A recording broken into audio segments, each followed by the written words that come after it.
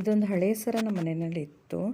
ಇದರಲ್ಲಿ ಗುಂಡುಗಳು ತುಂಬ ಚೆನ್ನಾಗಿದ್ದರಿಂದ ಇದನ್ನು ಯಾವ ಥರನಾದರೂ ಶೈಕ್ಷಣಿಕವಾಗಿ ಉಪಯೋಗಿಸ್ಕೊಳ್ಳೋಣ ಅಂತ ಅಂದ್ಕೊಂಡು ಇದರಲ್ಲಿರೋ ಎಲ್ಲ ಕಲರು ವೈಟು ಮತ್ತು ಗೋಲ್ಡ್ ಕಲರ್ದೆಲ್ಲ ಮಣಿನ ನಾನು ಹತ್ತತ್ರ ಗುಂಪುಗಳನ್ನಾಗಿ ದಾರದಲ್ಲಿ ಪೋಣಿಸ್ಬಿಟ್ಟು ಅದನ್ನು ಇಟ್ಕೊಂಡಿದ್ದೀನಿ.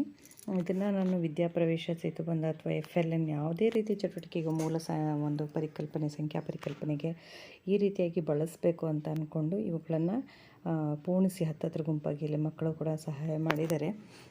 ಅದನ್ನು ಬಳಸಬೇಕಂತ ಅಂದ್ಕೊಂಡು ಹತ್ತತ್ರದ ಒಂದು ಗುಂಪುಗಳಾಗಿ ಪೋಣಿಸಿ ಕಟ್ಟುಗಳನ್ನಿಟ್ಟು ಮತ್ತು ಅದರ ಜೊತೆಗೆ ಬಿಡಿ ಬಿಡಿ ಮಣಿಗಳನ್ನು ಕೂಡ ಇಟ್ಕೊಂಡಿದ್ದೀನಿ. ಅದ್ರ ಜೊತೆಯಲ್ಲಿ ಈ ಒಂದು ನೋಡಿ ಈ ಥರ ಬಿಳಿ ಒಂದು ಮಣಿಗಳನ್ನು ಈ ಥರ ಮಾಡ್ಕೊಂಡು ಇಟ್ಕೊಂಡಿದ್ದೀನಿ. ಮತ್ತು ಈ ಥರ ಗೋಲ್ಡ್ ಕಲರ್ದು ಕೂಡ ಆ ಥರ ಹತ್ತರ ಗುಂಪುಗಳನ್ನಾಗಿ ಮಾಡಿಟ್ಕೊಂಡಿದ್ದೀನಿ. ಮತ್ತು ಅದರ ಜೊತೆಗೆ ಉಳಿದಂತಹ ಮಣಿಗಳನ್ನು ಒಂದು ದೊಡ್ಡ ಸರದಲ್ಲಿ ಪೋಣಿಸಿ ಅದರ ಜೊತೆ ಪ್ಲೇಟ್ಸ್ ಕೂಡ ಬಂದಿತ್ತು. ಹಾಗೆ ಕೆಂಪು ಕಲರ್ದು ಒಂದು ಬಾಲ್ಸ್ ಟೈಪ್ ಬಂದಿತ್ತು. ಇವೆಲ್ಲವೂ ಕೂಡ ಒಂದು ಕಲಿಕೆಯಲ್ಲಿ ಬಳಸಬೇಕು ಅಂತ ಅಂದ್ಕೊಂಡು ಈ ರೀತಿಯಾಗಿ ರೆಡಿ ಮಾಡಿಟ್ಕೊಂಡಿದ್ದೀನಿ. ಈಗ ಈ ಮಣಿಗಳನ್ನು ಉಪಯೋಗಿಸ್ಕೊಂಡು ಸಂಖ್ಯೆಗಳಿಗೆ ತಕ್ಕಂಥ ಮಣಿಗಳನ್ನು ಇಡ್ತಕ್ಕಂಥ ಒಂದು ಚಟುವಟಿಕೆಯನ್ನು ಮಾಡೋಣ. ಈಶ್ವರ್, ಈ ನಂಬರ್ಗೆ ತಕ್ಕಂಗೆ ಮಣಿ ಇಡಪ್ಪ. ಇದು ಪಕ್ಕದಲ್ಲಿ ಇಡಬೇಕು.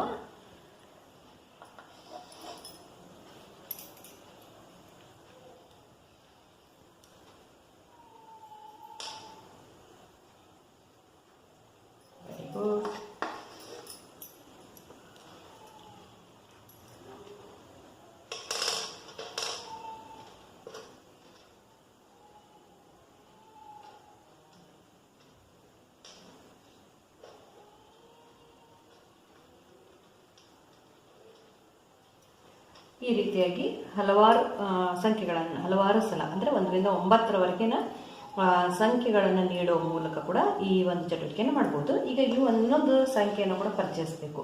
ಈ ಸಂಖ್ಯೆಗೆ ಮಣಿಗಳನ್ನು ಇಡಪ್ಪ. ಬಾಯಿಂದ ಹೇಳು ನೀನು ಇದು ಎಷ್ಟು ಸಂಖ್ಯೆ ಅಂತ. 0ಗೆ ಮಣಿಗಳನ್ನು ಇಡು. ಜೋರ ಹೇಳು. ಯಾಕೆ? ಅಲ್ಲಿ ನಂಬರ್ ಇಲ್ಲ. 0 ಅಂದ್ರೆ ಅದು ಒಂದು ನಂಬರು, ಆದ್ರೆ ಅಲ್ಲಿ ಯಾವ ವಸ್ತು ಅಥವಾ ಮಣಿಗಳನ್ನ ಇಡಕ ಆಗೋದಿಲ್ಲ, ಇಡಬಾರ್ದು ಅಂತಕ್ಕಂಥದ್ದು. ಸೊ ಇಷ್ಟ ಆಯ್ತು. ಈಗ ಈ ಮಣಿಗಳನ್ನ ಉಪಯೋಗಿಸ್ಕೊಂಡು ಈ 10ರ ಕಟ್ಟಿನ ಮಣಿಗಳನ್ನ ಉಪಯೋಗಿಸ್ಕೊಂಡು 10ರ ನಂತರದ ಸಂಖ್ಯೆಗಳನ್ನ ಗುರುತಿಸ್ತಕ್ಕಂಥ ಚಟುವಟಿಕೆನ ಮಾಡೋಣ.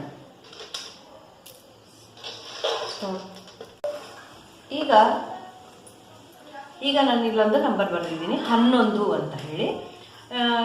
ಇಲ್ಲಿ ಮೊದಲು ಈಗ ನಾನು ಇಲ್ಲೊಂದು ನಂಬರ್ ಬರೆದಿದ್ದೀನಿ 10 ಅಂತ. ಸೊ ಈ 10ರ ನಂಬರನ್ನು ನಾವು ಗುರುತಿಸ್ಲಿಕ್ಕೆ, 10ರ ನಂಬರನ್ನು ಸೂಚಿಸ್ಲಿಕ್ಕೆ ಮಣಿಗಳನ್ನು ಇಡಬೇಕು ಅಂತ ಅಂದಾಗ ನಾವು ಬಿಡಿಯ 1 2 3 4 ಅಂತ ಹೇಳಿ ಈ ಮಣಿಗಳನ್ನು ಉಪಯೋಗಿಸೋ ಬದಲಾಗಿ ಆಲ್ರೆಡಿ ನಾವು 10ರ ಮಣಿಗಳಂತೂ ಒಂದು ಗುಂಪು ಮಾಡಿಟ್ಟಿದ್ದೀವಿ, ಅದನ್ನು ನಾವಿಲ್ಲಿ ಉಪಯೋಗಿಸ್ಬೇಕು. ಈಗ ಹೇಳಬೇಕಾದಾಗ ನಾವಿಲ್ಲಿ 1 ಮತ್ತು 0 ಅಂತ ಇದೆ. ಅಂದರೆ 10ರ 1 ಕಟ್ಟು, 0 ಅಂದ್ರೆ ಇಲ್ಲಿ ಬಿಡಿ ಯಾವ ಮಣಿಗಳು ಕೂಡ ಇರುವುದಿಲ್ಲ ಎನ್ನುವುದನ್ನ ತಿಳಿಸ್ಬೇಕು. ಅದೇ ರೀತಿ ಮುಂದಿನ ಸಂಖ್ಯೆ 11 ಅಂದ್ರೆ ಇಲ್ಲಿ 10ರ 1 ಮತ್ತು ಬಿಡಿಯ 1, 10 ಮತ್ತು 1 11 ಆಯಿತು ಅಂತ ಹೇಳಿ ಇದನ್ನ ಸೂಚಿಸ್ಬೇಕು. ಇದರಲ್ಲಿ ನಮ್ಮ ಮಕ್ಕಳಿಗೆ ಸ್ಥಾನ ಬೆಲೆನೂ ಕೂಡ ಹೇಳ್ಬೋದು. ಮತ್ತು ಜೊತೆಗೆ ಮಕ್ಕಳು ಸುಲಭವಾಗಿ ಸಂಖ್ಯೆಗಳನ್ನ ಮಣಿಗಳ ಮೂಲಕ ಗುರುತಿಸ್ಲಿಕ್ಕೆ ಹೇಳ್ಕೊಡ್ಬೋದು. ಅದೇ ರೀತಿ ಈಗ 12 ನಂಬರು ಅಂದ್ರೆ ಇಲ್ಲಿ 10ರ 1 ಕಟ್ಟು ಮತ್ತು ಬಿಡಿಯ 2 ಮಣಿಗಳನ್ನ ಸೂಚಿಸಬೇಕು. ಇದನ್ನ ಆಕ್ಟಿವಿಟಿನ ಈಗ ಮಕ್ಕಳ ಕಡೆಯಿಂದ ಮಾಡಿಸೋಣ. ಈಶ್ವರ್, ಈ ಮಣಿಗೆ ತಕ್ಕಂತ ಈ ಸಂಖ್ಯೆಗೆ ತಕ್ಕಂತೆ ಮಣಿಯನ್ನ ಜೋಡಿಸು. 10ರ ಕಟ್ಟು 1, ಬಿಡಿಯ ಮಣಿಗಳು 2. ಸೊ ಇದು 12 ಆಯ್ತು. 10 ಮತ್ತು 2 12. 12 1 10 2 ones, 1 tens 2 ones, ಟೋಟಲ್ 12. ಈ ಸಂಖ್ಯೆಗೆ ತಕ್ಕಂತ ಮಣಿ ಏನಪ್ಪ?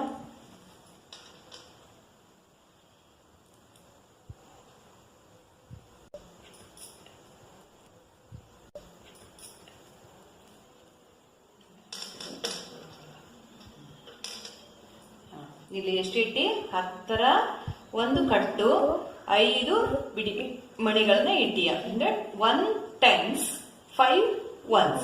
1 tens, 5 ones. 1 tens, 5 ones. Total 15. So ಈಗ ಮುಂದಿನ ಸಂಖ್ಯೆಯನ್ನ ಹೇಳೋಣ. 20.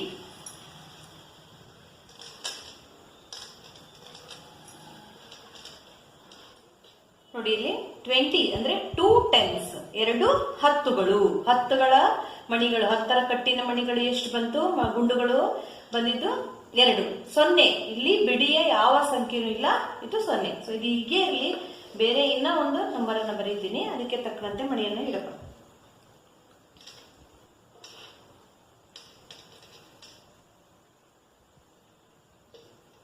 Very good. ಅಂದ್ರೆ ಇಲ್ಲಿ 2 ಟೆನ್ಸ್, 2 ಹತ್ತುಗಳು, 2 ಬಿಡಿಗಳು. 2 tense, 2 once, 22. 22. ಇದು 20, ಇದು 22. ಈ ರೀತಿಯಾಗಿ ನಾವು 100ರವರೆಗಿನ ಎಲ್ಲ ಸಂಖ್ಯೆಗಳನ್ನು ಕೂಡ ಈ ಮಣಿಗಳಿಂದ ಬಳಸಬಹುದು. ಇದ್ರ ಜೊತೆಗೆ ನಾನು ಈ ಸಂಖ್ಯೆಗಳಿಗೆ ಇನ್ನೊಂದು ಟೈಪ್ ಕಲರ್ಸ್ ಮಾಡಿದ್ವಲ್ಲ, ಸೊ ಇನ್ನೊಂದು ಬಣ್ಣದ ಮಣಿಗಳು ಕೂಡ ಆ ಸರದಲ್ಲಿ ಸಿಕ್ಕಿದ್ವಲ್ಲ ನಾವು, ಅವುಗಳನ್ನು ಕೂಡ ಇಲ್ಲಿ ನಾನು ಬಳಸ್ಕೊಂಡು ಕೂಡ ಇದೇ ಸಂಖ್ಯೆಗಳಿಗೆ ಈ ತರ ಮಾಡ್ಬೋದು. ಅಂದ್ರೆ ಬೇರೆ ಬೇರೆ ಮಕ್ಕಳಿಗೆ ನಾವು ಉಪಯೋಗಿಸ್ಕೋಬಹುದು. ಇದನ್ನ ಈ ನಂಬರಿಗೆ ತಕ್ಕನಕ್ಕೆ ಮಣಿಗಳನ್ನ ಇಡಪ್ಪ.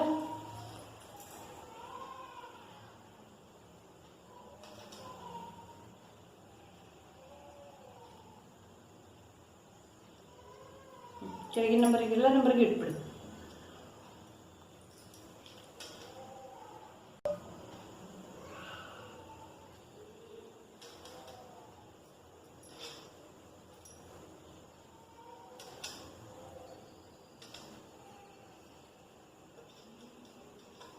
ನೋಡಿ ಈಗ ಆಯ್ತಾ, ಕರೆಕ್ಟಾಗಿ ಇದ್ದೀನಿ ನಾನು ಮಣಿಗಳನ್ನ. ಸೊ ಇಲ್ಲಿ ಚೆಕ್ ಮಾಡೋಣ. 12 ಅಂತ ಇದೆ, 12 ಅಂತ ಇದೆ. 1 ಹತ್ತರದ್ದು, 2 ಬಿಡಿಗಳು. 1 10ರ ಪೆಟ್ಟು, 2 ಬಿಡಿಗಳು ಇವೆ. ಸೊ 1 10, 2 ones, ಟೋಟಲ್ 12 ಆಯ್ತು. ಹಾಗೆ 15, 1 10, 5 ones, 20, 2 tens, 0 ಅಂದ್ರೆ ಬಿಡಿಗಳದ್ದು ಒನ್ಸ್ ಯಾವುದೇ ನಂಬರ್ ಇಲ್ಲ. ಸೊ ಹಾಗಾಗಿ ಯಾವ ಮಣಿನೂ ಇಟ್ಟಿಲ್ಲ. 22, 2 tens, 2 ones, ಟೋಟಲ್ 22. 22, 2 ಹತ್ತುಗಳು, 2 ಬಿಡಿಗಳು, ಒಟ್ಟು 22. ಈ ರೀತಿಯಾಗಿ ನಾವು ಮತ್ತೆ ಮತ್ತೆ ಮಕ್ಕಳಿಗೆ ಈ ಮಣಿಗಳನ್ನ ಉಪಯೋಗಿಸ್ಕೊಂಡು, ನೋಡಿ ಇಲ್ಲಿ ನಾನು ಈ ಒಂದು ನಮ್ಮ ಮನೆಯಲ್ಲಿದ್ದಂಥ ಒಂದು ಸರ ಕಿತ್ತೋಗಿತ್ತು. ಸೊ ಅದರಲ್ಲಿರ್ತಕ್ಕಂಥ ಮಣಿಗಳನ್ನ ಈ ರೀತಿಯಾಗಿ ಮಾಡಿಟ್ಕೊಂಡ್ಬಿಟ್ಟು ಇದನ್ನ ಸಂಖ್ಯೆಗಳ ಜ್ಞಾನಕ್ಕೋಸ್ಕರ ನಾನು ಇದನ್ನ ಬಳಸಲಿಕ್ಕೆ ಎಲ್ಲ ತಯಾರಿಯನ್ನು ಕೂಡ ನಡೆಸಿದ್ದೀನಿ. Thank you. ಆ ಸರದಲ್ಲಿ ಈ ಥರದ್ದು ಒಂದು ಪ್ಲೇಟ್ಸ್ ಟೈಪ್ ಬಂದಿತ್ತು. ಅದನ್ನು ನನ್ನ ಮಗ ಲೂಡೋ ಆಡೋಕ್ಕೆ ಯೂಸ್ ಮಾಡ್ಕೊಳ್ತೀನಿ ಅಂತಂದೇಳ್ಬಿಟ್ಟು ಲೂಡೋ ಆಡೋಕ್ಕೆ ಯೂಸ್ ಮಾಡ್ತಾ ಇದ್ದಾನೆ. ನೋಡೋಣ ಹೆಂಗೆ ಆಡ್ತಾನೆ ಅಂತ. 6 ಪ್ಲೇಟ್ಸ್ಗಳನ್ನ ತೊಗೊಂಡಿದ್ದೇನೆ. ಎಷ್ಟು ಬಿತ್ತಪ್ಪ? ಹೊರಗಡೆ ಆಡ್ರಿ.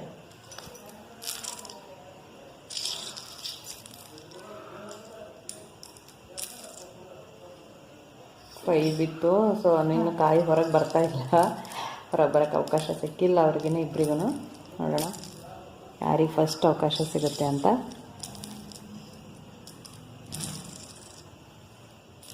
ಇನ್ನು ಯಾರಿಗೂ ಸಿಗ್ತಾ ಇಲ್ಲ. ಸೊ ಈ ರೀತಿ ಅವನು ಲೂಡೋ ಆಡೋಕ್ಕೆ ಅಂತೇಳಿ ಯೂಸ್ ಮಾಡಿದೆ. ಅದ್ರ ಜೊತೆಗೆ ನಾನು ಚೌಕಾಬಾರ ಕೂಡ ಆಡ್ಬೋದು ಅಂತ ತೋರಿಸ್ತೀನಿ. ನೋಡಿ ಇಲ್ಲಿ ಚೌಕಾಬಾರ ಆಡ್ತೀವಿ ಅಂತ ಅಂದರು. ಅದಕ್ಕೆ ಅವ್ರಿಗೆ ಚೌಕಾಬಾರದ ಮನೇನ ಡ್ರಾ ಮಾಡಿಕೊಟ್ಬಿಟ್ಟೆ. ಸೊ ಅವ್ರು ಇಲ್ಲಿ 4 ಇವು ಪ್ಲೇಟ್ಸ್ಗಳನ್ನ ತೊಗೊಂಡಿದ್ದಾರೆ. ಆಟ ಆಡತ್ತಾರೆ. ನೋಡೋಣ, ಸ್ಟಾರ್ಟ್ ಮಾಡಿರಿ. ಎಷ್ಟು? 2.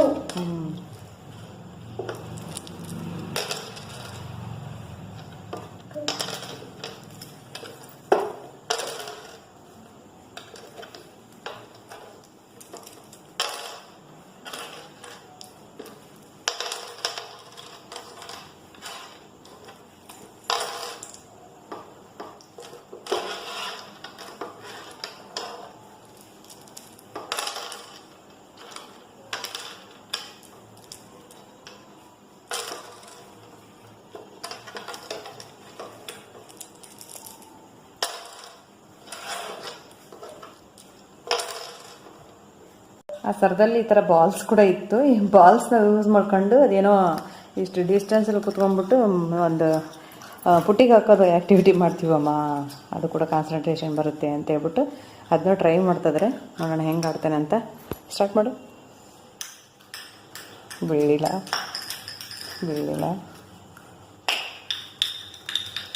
5 ಗುಂಡು ಇಟ್ಕೊಂಡಿದ್ದಾರೆ, ಅದು ಬೌನ್ಸ್ ಆಯಿತು ಸ್ವಲ್ಪ.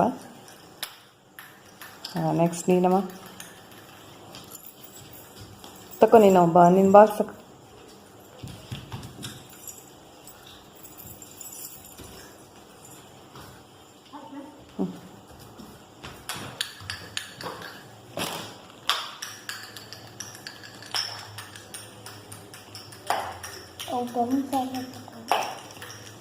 ಪಟ್ಟ ಅಂತ ಕಂಠಕ್ಕೆ ಹೊಡಿತಾ ಇದ್ದಾರೆ, ಆಗಲಿಲ್ಲ. ಸೊ ಈ ಥರದ್ದು ಕೂಡ ನಾವು ಮಕ್ಕಳಿಗೆ ಈ ಒಂದು ಇದರಿಂದ ಆಡಿಸ್ಬೋದು.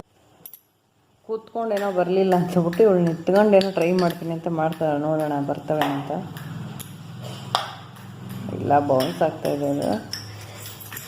ಇವಾಗೇನೋ ಬಾಕೆಟ್ ಕೂಡ ಇಟ್ಕೊಂಡು ಟ್ರೈ ಮಾಡ್ತಿದ್ರೆ, ನೋಡೋಣ. ಬಿತ್ತು. ಇನ್ನೊಂದು ಸ್ವಲ್ಪ ಡಿಸ್ಟೆನ್ಸಲ್ಲಿ ಇಡಮ್ಮ. ಅಲ್ಲ, ಬಾಕೆಟ್ ಡಿಸ್ಟೆನ್ಸಲ್ಲಿ